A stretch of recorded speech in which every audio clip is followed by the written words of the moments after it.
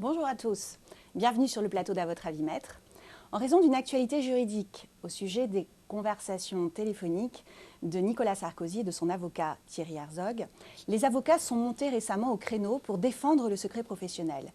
Non pas pour militer en faveur d'une prérogative qui profiterait à la profession, ni bien sûr pour placer les avocats au-dessus des lois, mais pour renforcer, garantir le secret professionnel qui profite aux citoyens. En effet, il ne peut pas y avoir de vraie défense, il ne peut pas y avoir de vrais conseils dispensés sans confiance, sans discrétion absolue sur ce qui se dit à titre d'information ou de confidence auprès d'un avocat.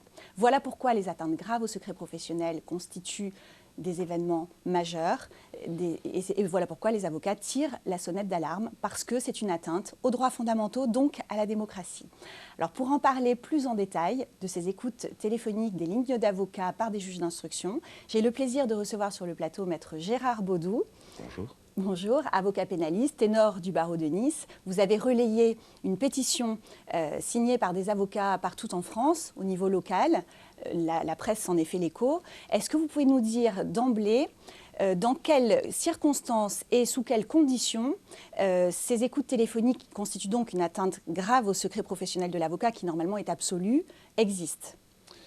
Bien, ces écoutes téléphoniques peuvent être soit dans le cadre d'une enquête préliminaire éventuellement autorisée par le juge des libertés de la détention et dans le cadre d'une instruction autorisée par le juge d'instruction.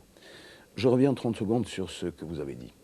Effectivement, si j'ai relayé la pétition qui a été établie après la révélation des écoutes téléphoniques qui concernaient le cabinet de Thierry Herzog, c'est que je crois qu'il y a là une atteinte extrêmement importante, extrêmement grave, au double principe du secret professionnel et de la confidentialité des échanges entre l'avocat et son client.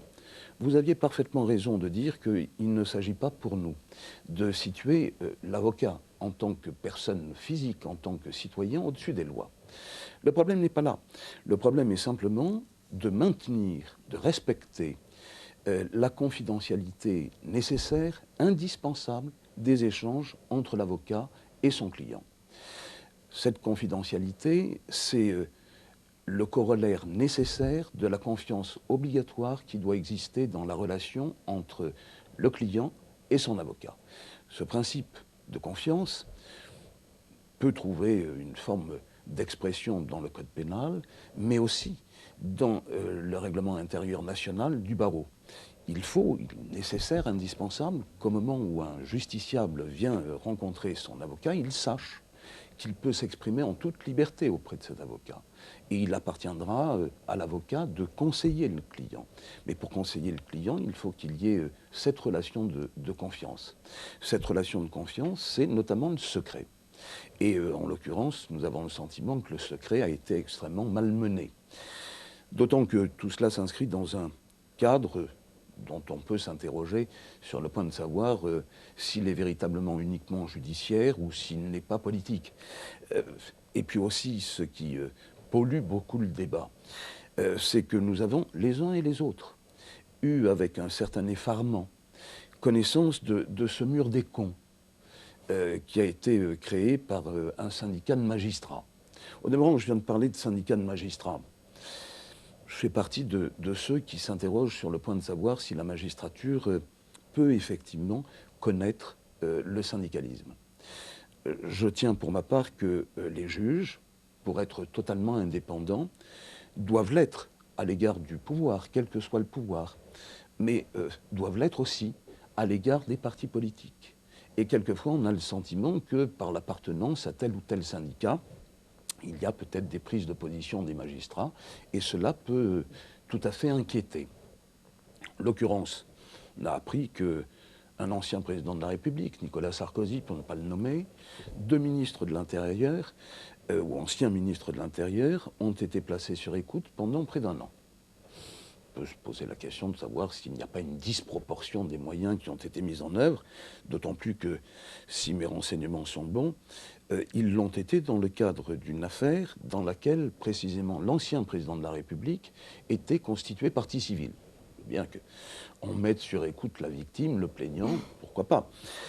Et ensuite, d'après ce que nous avons pu comprendre, à l'occasion d'une communication téléphonique ou de plusieurs communications téléphoniques entre l'ancien président de la République et son avocat, un ou plusieurs magistrats instructeurs, les mêmes au demeurant, ont eu le sentiment qu'il pouvait y avoir éventuellement un trafic d'influence.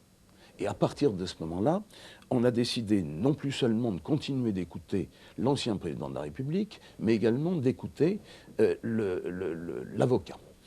Ce qui pose incontestablement problème. Voilà, parce qu'on peut écouter un avocat, donc, dans certaines circonstances, lorsqu'on pense qu'il existe des soupçons laissant présumer que cet avocat aurait lui-même commis une infraction. D'où l'ouverture de cette seconde information dont vous parlez pour trafic d'influence et pour violation du secret d'instruction. Tout à fait. Et là se pose un problème qui est inhérent aux dispositions du code pénal. Qu'est-ce que recouvre la notion d'indice grave et ou concordant qui va permettre éventuellement une mise en examen et en tout état de cause qu'un certain nombre de mesures attentatoires aux principes fondamentaux soient envisagées. Cette notion est à mon sens extrêmement floue, même si les chambres de l'instruction peuvent les apprécier différemment dans le cadre d'une requête aux fins de nullité qui peut être présentée par une personne qui a été mise en examen sur la base d'indices graves et ou concordants. Mais comme me l'a indiqué il n'y a pas très longtemps un magistrat d'une chambre de l'instruction, maître, un indice grave et ou concordant, ça existe toujours. Et c'est sur la base de quelque chose d'aussi imperceptible, aussi filandreux, que l'on va violer le secret et la confidentialité des échanges entre un avocat et son conseil.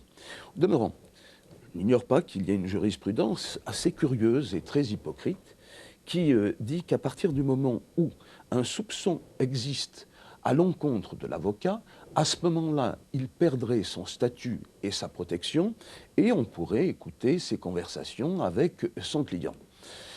Je dis que ça participe d'une hypocrisie totale. Pourquoi ? Parce que le principe, c'est la confidentialité des échanges entre le client et l'avocat. Confidentialité qui s'exprime de plusieurs façons. Lorsque tous les avocats du monde, en tous les cas des pays démocratiques, la France, moi en particulier, je reçois dans mon cabinet un client, je n'ai pas au fond de la pièce dans laquelle je le reçois, au fond de mon bureau, un policier qui écoute. Bien. Lorsque un client, qu'il soit détenu ou qu'il soit libre, m'adresse une correspondance, cette correspondance est couverte par le secret. On ne peut pas imaginer qu'un policier vienne subrepticement prendre dans ma boîte aux lettres le courrier qui m'a été adressé, l'ouvre, lise, referme et me transmettre le courrier. Il faut dire aux téléspectateurs qu'en ce qui concerne les maisons d'arrêt et les établissements pénitentiaires, tous les courriers sont lus, sauf effectivement ceux qui sont destinés à un avocat en raison de ce secret absolu. Sauf ceux qui sont destinés à un avocat.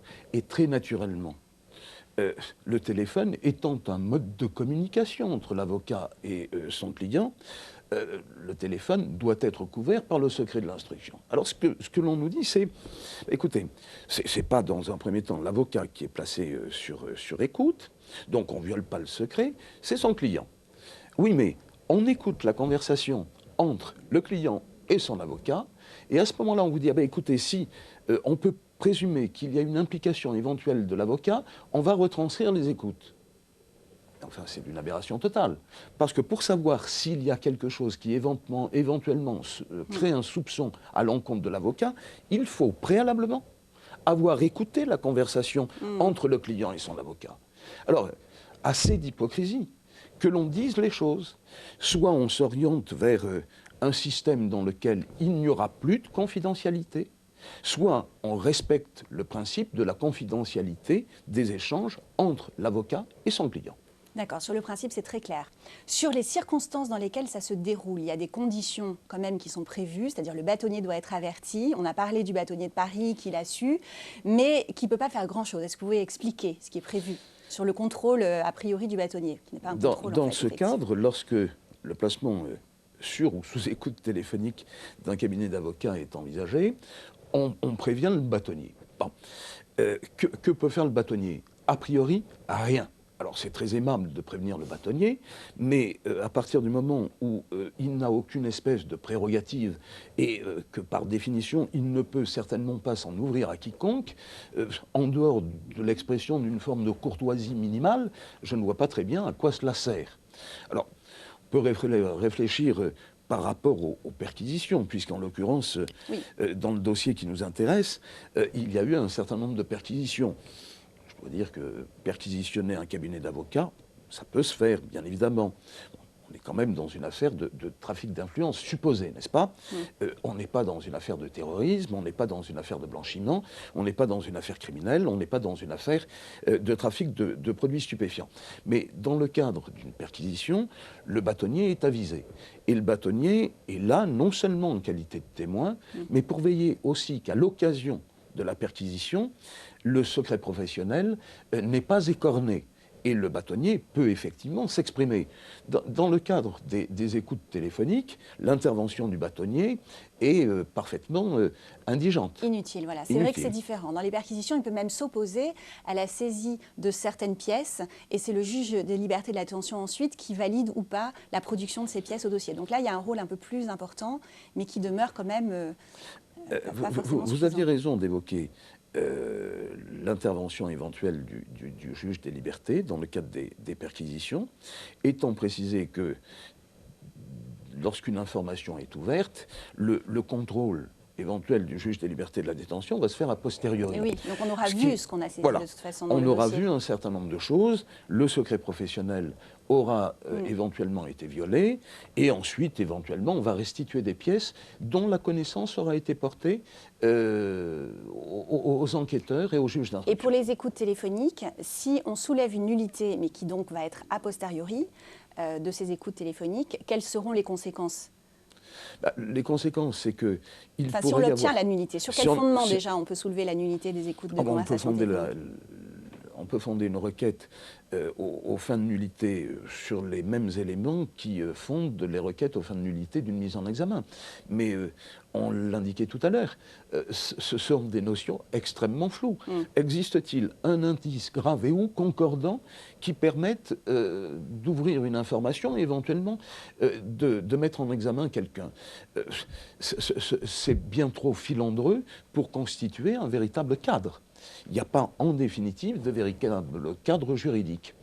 Je crois qu'il serait important d'envisager, de réfléchir dans la perspective d'une refonte des dispositions du Code de procédure pénale et éventuellement du Code pénal sur le nécessaire respect ou non de la confidentialité des relations entre l'avocat et son client et le secret professionnel. Alors, qu'est-ce qu'on pourrait faire, notamment comme proposition pour avancer? Est-ce qu'il faudrait suggérer qu'une autre instance que le juge d'instruction ou le JLD, le juge de la liberté et de la détention, puisse ordonner les écoutes téléphoniques? Est-ce qu'il faudrait pouvoir saisir le Conseil supérieur de la magistrature quand on constate que des dérives sont survenues? Est-ce qu'il faudrait renforcer le rôle du bâtonnier? Qu'est-ce que vous pensez, vous, les avocats pénalistes, qui vous penchez sur cette question? Ce que nous pensons, c'est qu'il faudrait effectivement qu'il y ait une saisine préalable d'une instance neutre. Et soyons clairs, je le répète, il s'agit simplement d'envisager l'avocat dans le cadre strict de son activité professionnelle. Si demain, je suis l'auteur d'un délit, si demain, qu'à Dieu ne plaise, je suis l'auteur d'un crime, je ne suis pas au-dessus des lois. Le citoyen qu'est l'avocat n'est pas au-dessus des lois. La question qui se pose est celle de la protection, de la confidentialité et du secret professionnel. Donc dans le strict cadre de l'exercice de la profession d'avocat. Dans le strict cadre de l'exercice de la profession d'avocat, je crois qu'il faudrait le recours préalable à une instance neutre dans laquelle le bâtonnier ou le délégataire du bâtonnier aurait d'autres possibilités que celles qui lui sont actuellement reconnues, qui sont nulles.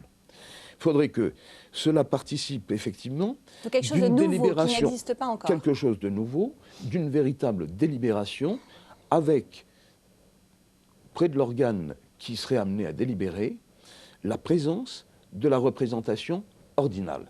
Vous savez, un procureur de la République de Paris, le procureur général peut-être Yves Beau, définissait la confidentialité des relations entre l'avocat et son client comme la rencontre de la confiance et d'une conscience.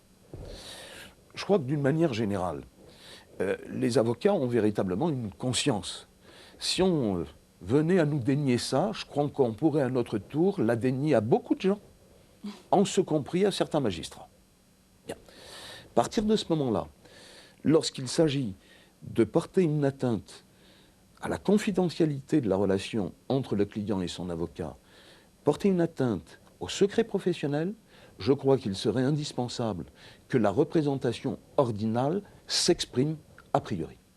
D'accord. Est-ce que vous, dans votre pratique, dans les dossiers que vous avez eu à traiter ou dont vous avez eu connaissance, vous avez vu des écoutes téléphoniques de lignes d'avocats dans lesquelles l'avocat était soupçonné et ça a donné lieu, par exemple, à des mises en examen réelles, ou bien dans des dossiers où les avocats, finalement, n'avaient rien commis du tout. Et ce qui est grave, encore une fois, c'est d'essayer d'écouter une ligne d'avocat pour essayer de trouver des éléments de culpabilité d'un client, de commencer par là, plutôt que de chercher des preuves ailleurs, en fait.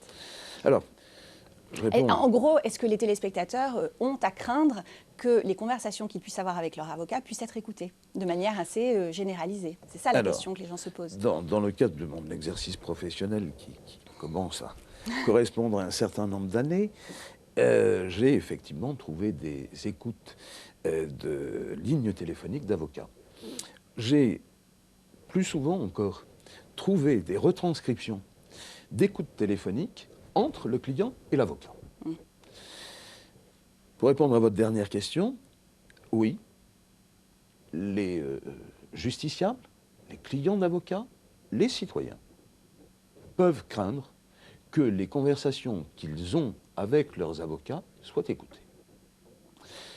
Ils peuvent le craindre parce qu'eux-mêmes sont éventuellement placés sous surveillance et sous écoute téléphonique, et parce que, on l'a vu, c'est rare, mais ça arrive, quelquefois, les cabinets d'avocats sont aussi placés sur écoute. Au demeurant, lorsqu'on place sur écoute les lignes téléphoniques d'un cabinet d'avocats, ça va concerner bien évidemment les relations entre le client soupçonné ou le client poursuivi et l'avocat. Mais ça va concerner aussi l'ensemble des communications que l'avocat va avoir avec des justiciables qui, a priori, dans un premier temps, ne font l'objet d'aucune poursuite et d'aucun soupçon. Comment peut-on admettre ce principe? Alors on me dira, mais les autres écoutes téléphoniques, on les retranscrit pas. On ne les retranscrit pas, sous réserve qu'elles ne présentent pas d'intérêt pour l'ouverture éventuelle d'une procédure ou l'ouverture éventuelle d'une enquête. Mais ça veut dire que dans un premier temps, on écoute, et puis après on s'en sert ou on ne s'en sert pas. Ce qui est quand même un dévoiement extraordinaire du principe. Très bien. Et pour en revenir à ces écoutes précises de la ligne Maître Thierry Herzog, Nicolas Sarkozy, vous avez parlé tout à l'heure, quelles sont les dérives qui ont été dénoncées? Vous avez parlé tout à l'heure de la durée très excessive de celle-ci. Est-ce qu'il y a eu d'autres choses qui ont fait bondir comme ça les avocats dans ce dossier-là, sans rentrer dans tout ce qui est bien sûr politique, hein? Ce qui nous a fait bondir aussi, c'est que des perquisitions ont été réalisées au cabinet de Thierry Herzog, à son domicile parisien. D'ailleurs, à l'occasion de la perquisition exercée à son domicile parisien, il a demandé, parce que tout cela s'est passé aux petites heures du matin, demandé l'autorisation de prendre une douche. On lui a dit oui, maître. Je ne suis pas sûr qu'on lui ait dit maître, d'ailleurs. Mais sous réserve que la porte de la salle de bain reste ouverte. Perquisition a été effectuée à son domicile niçois. Je trouvais son épouse, qui n'a manifestement rien à voir avec l'activité professionnelle de son mari. Et puis on a fait une perquisition aussi au domicile de son fils. Tout ça, je crois pouvoir le dire, sans violer le secret de l'instruction, sans que l'on trouve quelque chose qui permette d'aller dans le sens de l'effectivité d'un quelconque trafic d'influence. Mais je crois qu'il est temps que les choses soient dites et remises à leur place. Comme tout le monde. Hier, j'ai pris connaissance de ce qui a été publié par le site Mediapart. Qu'est-ce qui a été publié par le site Mediapart? Ce sont des morceaux choisis des retranscriptions d'écoutes téléphoniques. Ce qui constitue une violation manifeste du secret de l'instruction. Alors, en fonction des éléments que j'ai, l'ancien président de la République n'a pas été mis en examen dans le dossier de trafic d'influence. Thierry Herzog n'a pas été mis en examen dans le cadre du dossier trafic d'influence. Et j'espère bien évidemment que Thierry Herzog ne le sera jamais. Mais n'étant pas mis en examen, ils n'ont pas accès officiel au dossier. Bien, on ne peut donc pas les suspecter, eux, d'avoir communiqué les retranscriptions d'écoutes téléphoniques. Ces retranscriptions d'écoutes téléphoniques ont donc été communiquées par d'autres. D'autres, c'est qui? On peut tout imaginer, je n'affirme rien. Le juge d'instruction? Le procureur de la République? Les services de police? Qui a violé le secret de l'instruction? Est-ce qu'il n'y aurait pas lieu, pour le coup, devant un délit patent, manifeste, en l'état de notre législation, d'ouvrir une nouvelle information? Merci Maître Baudou. En conclusion, pas d'écoute téléphonique de ligne d'avocat à toute fin, parce que sinon c'est l'atteinte aux libertés fondamentales et donc à toute la démocratie. Cette émission touche à sa fin. Merci Maître Baudou de nous avoir consacré votre temps précieux. Merci à vous pour votre fidélité. Sachez que le barreau de Nice organise une journée portes ouvertes le vendredi 28 mars entre 10h et 16h. Vous pourrez ce jour-là exceptionnellement rencontrer des avocats spécialisés, férus de droit de la famille, car la matière est devenue hautement technique et qu'il faut vous renseigner en amont et pour éviter toute procédure devant les tribunaux. Merci beaucoup pour votre écoute. À très bientôt. Rendez-vous le mois prochain pour un nouveau magazine d'À votre avis, maître.